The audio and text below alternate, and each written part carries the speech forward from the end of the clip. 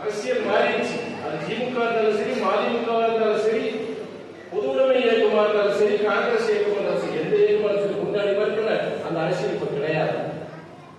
இன்னைக்கு எல்லாம் commercialisation of politics. அது எல்லாருக்கும் தெரியும். இருக்கிறது சொல்றா, அவர் கடைசி வரை அந்த தலைவர் வைகோதான் என்னுடைய தலைவர், இந்த இயக்கம் மறுமலர்ச்சி திராவிட முன்னேற்றம் இதுதான் இயக்கம், கடைசி மூச்சு வரைக்கும் வாழ்ந்துட்டு போறவங்க தான் நம்முடைய அந்த மீனாட்சி சுந்தரம். எனக்கு நான் அரசியல் பரிச்சயம் கிடையாது, அரசியல் பிடிக்கவும் பிடிக்காது, அதிகார வர்க்கத்தை வெறுத்தவன் நான். ஒருவேளை அரசியல் பொது வாழ்க்கைக்கு வந்தனா நான் நக்சலைட்டாக இருக்குன்னு சொல்லிட்டு நான் 10 வருஷத்துக்கு முன்னாடி சொல்றவன். அவ்வளவு அரசியல் அதிகார வர்க்கத்தை வெறுக்கிறவன். ஆனா தலைவருக்கு அண்டி எங்க ஐயா தலைவர் அப்பா, உங்களுக்கு எல்லாருக்கும் இயக்கத்தந்தை, கட்சியில் இருக்கவங்களுக்கு இயக்கத்தந்தைன்னு ஒரு பேரை வச்சாங்க. என்னை பொறுத்த வரைக்கும் ஒரு அப்பா, கடைசி ஒரு நல்ல ஒரு சிங்கமா இருந்தவர். கடைசியில் இந்த அரசியல்ல அவருடைய கடைசி காலத்தில் அசிங்கப்படக்கூடாது, அவருக்கு ஒரு தன்மானத்துக்கு ஒரு இழுக்கு வந்துடக்கூடாது, அவருக்காண்டி உங்களுக்காண்டி மறுமலர்ச்சி திமுக காரர்கள் அரசியல் பிடிக்காத அரசியலுக்கு வந்தவர். மனுஷனை கெடுக்கிறது, உலகத்தை கெடுக்கிறது அந்த ஆசை, பேராசை.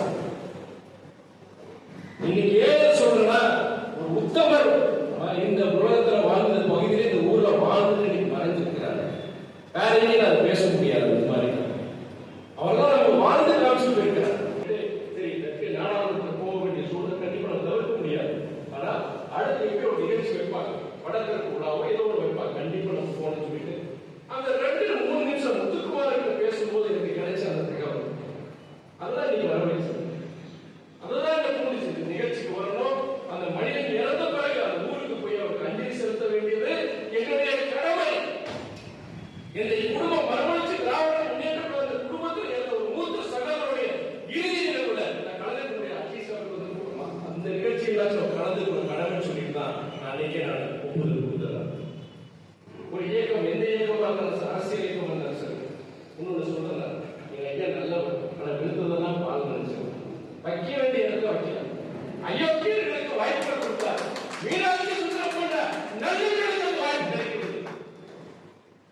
இந்த ஐயாவுக்கு படத்துல அவர் மாதிரி ஒரு பேச்சருக்கு வர முடியாது. ஒவ்வொரு ஐயா கலைஞர் கொடுத்துறாங்க, அறிஞர் அண்ணாவுக்கு கொடுத்துறாங்க. ஆனா வைகோ அவருக்கு ஒரு பாணி, அந்த பாணியிலுமே யாரும் அரசியல் பேச முடியாது. அந்த ஆவேசத்தை ஒரு கோலையை கூட வீரராகக்கூடிய அந்த பேச்சாற்றல் யாருக்கு கிடையாது. ஆனால் உழைப்பாளி, எந்த ஒரு கெட்ட பழக்கங்கள் கிடையாது, அவர்களால் உழைக்கவும் முடியாது. எல்லாரும் கலைஞர் ஐயாவை கற்றுக்கிறது. ஆனா ஒன்னே ஒன்று விழுந்ததெல்லாம் யாரை எங்கே வைக்கணும்னு அவருக்கு தெரியாது. இன்னைக்கு ஒரு சகோதரர் சொல்லும் போது அவருக்கு ஒரு கவுன்சிலர் கூட ஆளுன்னு சொன்னார்.